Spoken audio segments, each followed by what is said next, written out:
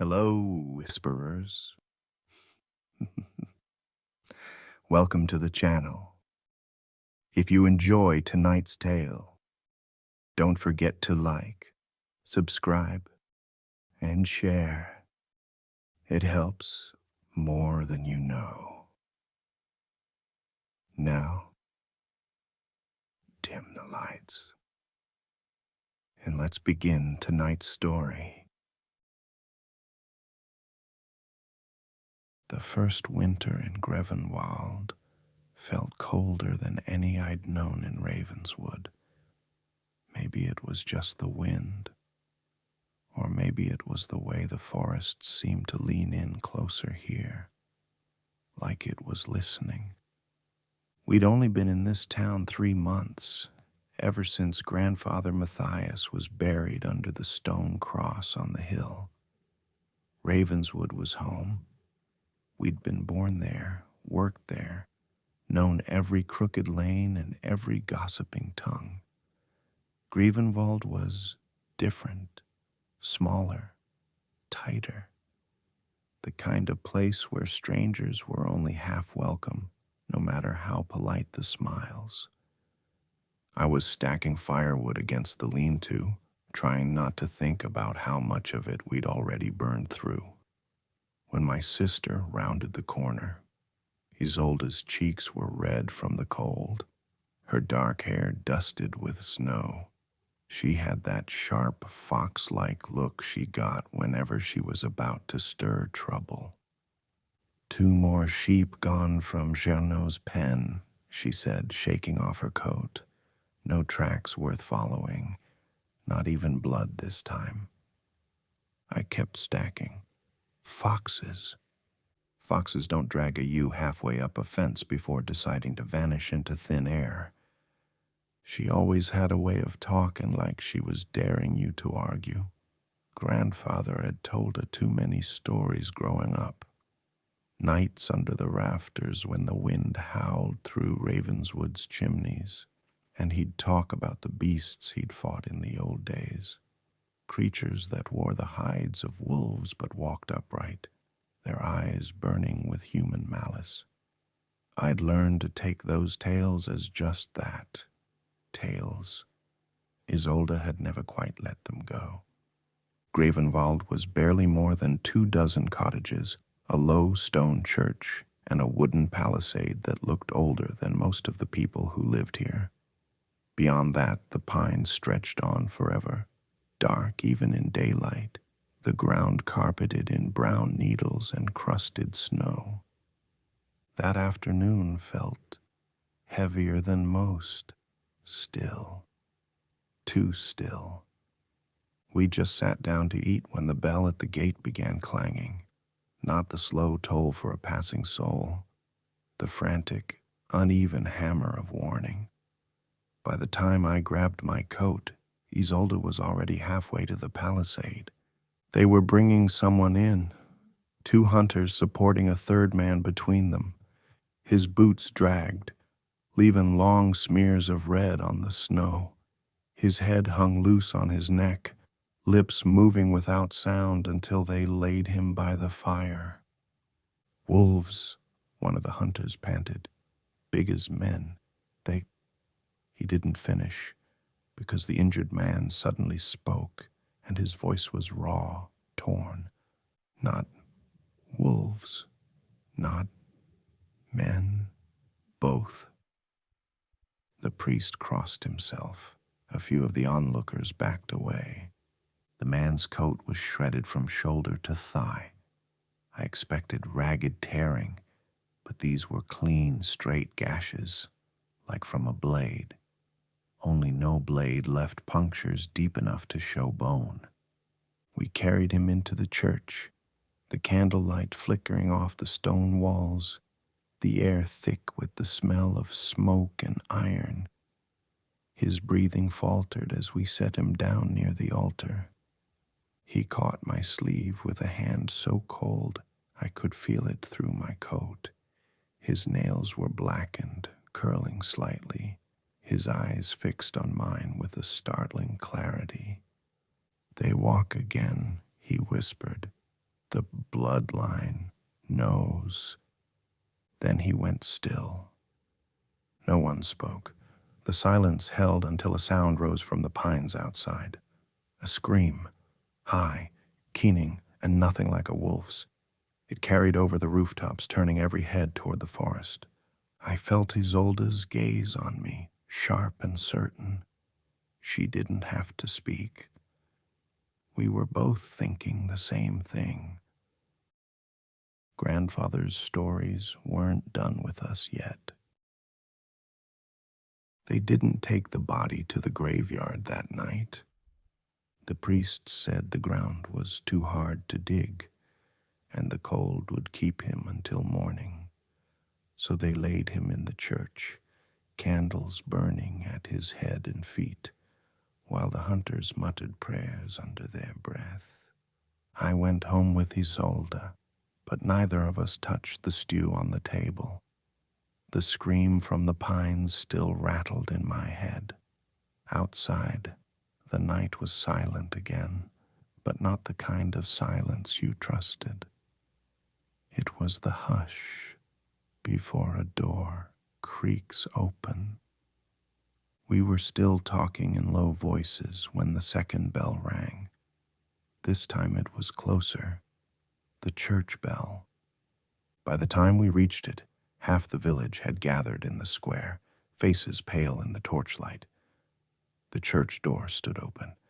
A boy of maybe 12 clung to the frame, eyes wide, saying nothing. Inside, the candles were scattered, a few still flickering on their sides. The priest stood frozen at the altar, hands shaking, pointing at the bier.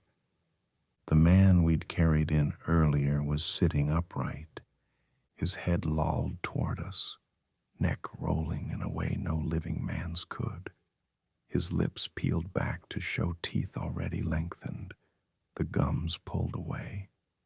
The black under his nails had spread, running up his fingers like rot through wood. "Hold him!" someone barked, one of the militia. They rushed him with a rope, but the man was on his feet before they got close, moving with a jerky, unnatural speed. The first man to reach him got a swipe across the face that split his cheek to the bone. Then the change came, and we all saw it. It started in his shoulders, swelling with a wet crack as the seams of his shirt burst. Coarse fur pushed through his skin in patches, dark and matted. His spine arched until he stood hunched and towering, legs bent wrong, feet ending in splayed, clawed toes that clicked on the flagstones. His jaw widened, the skin splitting at the corners until it could hold a mouthful of new teeth, and when he opened it, the sound was not a scream, not a growl, something between the two, loud enough to shake the rafters.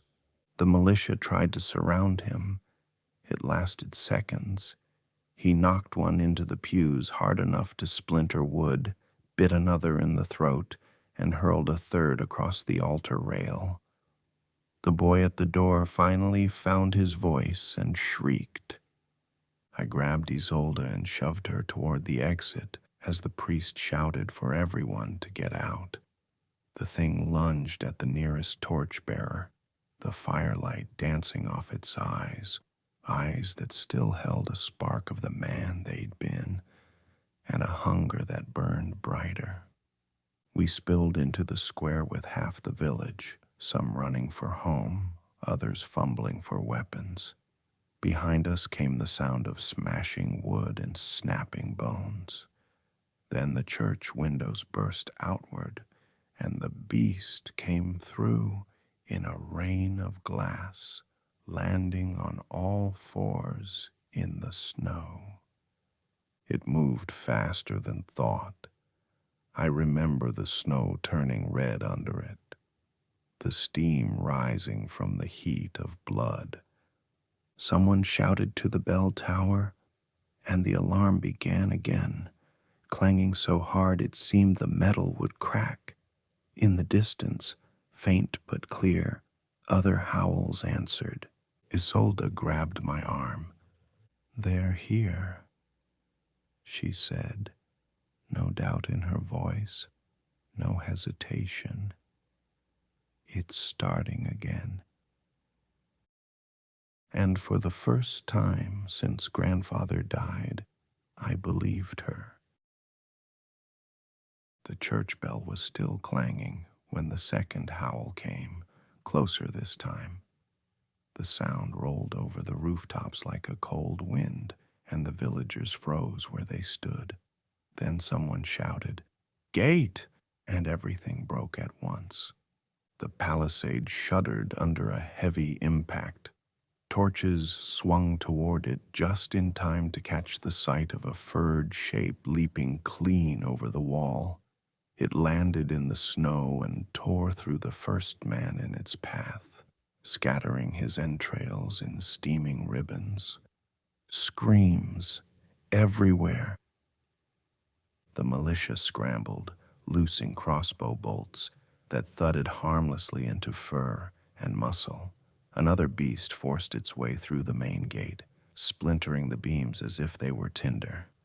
"Get to the storehouse," I shouted to Isolde, but she was already moving, dragging an old woman toward her door. The snow between us ran red, where the first werewolf had been. People fled in every direction. Some didn't make it far. The beasts hunted without hesitation, cutting them down in alleys and doorways, their roars echoing against the walls. And then the fire started. I don't know who threw the first torch. Maybe it was the militia. Maybe some terrified fool trying to keep the wolves from using the houses as cover. Either way, the thatched roofs caught fast, sending sparks into the black sky. The smell of burning pitch and fur mingled in the air until I could taste it. Isolde and I met at the well, both panting, both armed with nothing but short blades. "We have to get out," she said. "The gate's gone." I knew she was right. The streets were choked with smoke and bodies. The heat from the flames made the snow run in filthy rivulets along the cobbles. Somewhere in that chaos, the priest was trying to rally the last fighters, shouting for them to hold the square. We didn't wait. We used the fire as cover, moving low through the lanes, skirting around the shapes that loomed in the smoke. At one point, a beast passed so close, I could hear the grind of its teeth and the wet click of its claws on stone.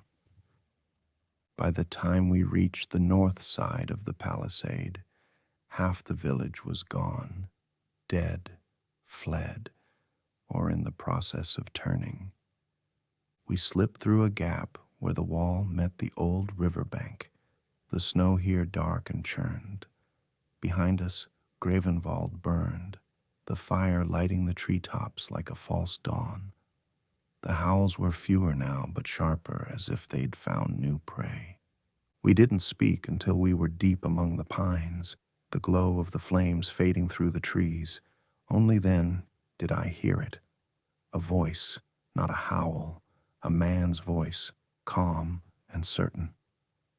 "You run like your grandfather did," it said from the dark ahead. We froze. A figure stepped into the path, wrapped in a heavy cloak, the hood shadowing most of his face. The torchlight from my hand caught a flash of pale skin, a glint of eyes too yellow to be natural. "I knew Matthias," the man continued, "fought him, bled because of him, and when he died, I thought the bloodline had ended." The wind lifted the hood just enough for me to see the scars, deep grooves across his jaw, healed badly, the kind you didn't get from any human blade.